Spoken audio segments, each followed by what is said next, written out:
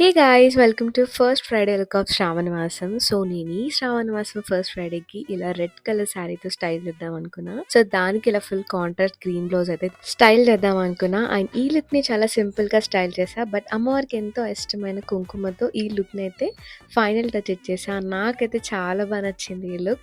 దీనికైతే సింపుల్‌గా ఇలా జ్యువెలరీతో పేరప్ చేశా అనమాట. అండ్ ఇక్కడైతే ఈ సారీ హెయిర్ స్టైల్ డిఫరెంట్‌గా ఇలా ఫ్లవర్స్ పెట్టుకున్న బ్యాక్ సైడ్ నుండి. ఈ లుక్ అయితే ఎప్పుడు ట్రై చేయలేదు.